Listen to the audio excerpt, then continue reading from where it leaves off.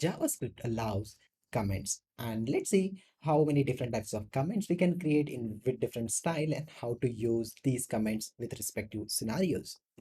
So very first thing we'll see the single line comment. So if I'm creating a variable here called a equals to 10, then I'm consoling it and just printing the value of a, and in between I'm just trying to change some value just for some testing purpose here, and I just want to comment this functionality. I can just use this double slash here in this way. So this is a single line comment.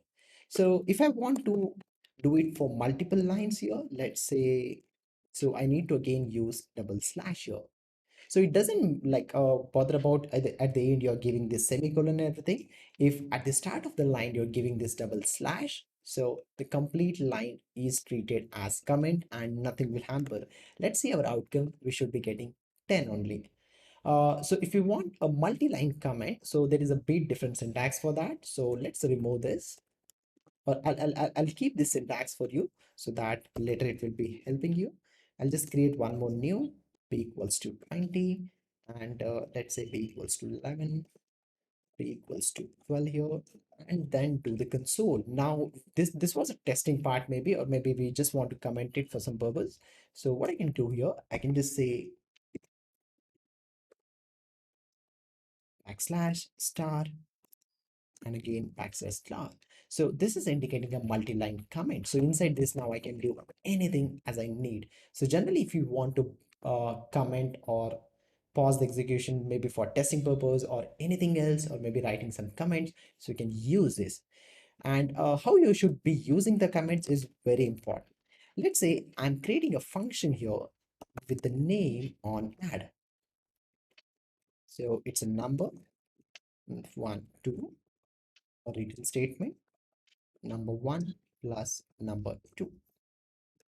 Okay, so here I should be using the multi-line comment to give the behavior of this particular function, because if any new developer at looking at your function, maybe this function is being created by you, so by reading all this code he will be understanding. But if you want to make him simple to read, you should be writing a proper comments in front of this function. So let me do it in this way.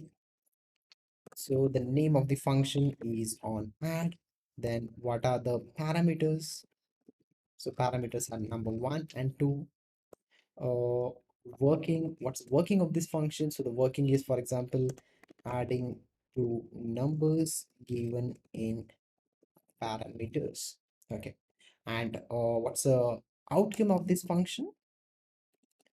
Or what we can say, this we can call as input and output. Output is addition of two numbers. So if any developer is looking at your code or maybe at this function, he can very clearly understand what's happening in this particular function without looking in much complex code, because this is just a 3 lines of function. But when you're writing in production, maybe some for real-time application, it can go bigger up to 100 or maybe 1,000 lines of code, which can also include any algorithm written in that for some any specific business logic. So this helps in this way also.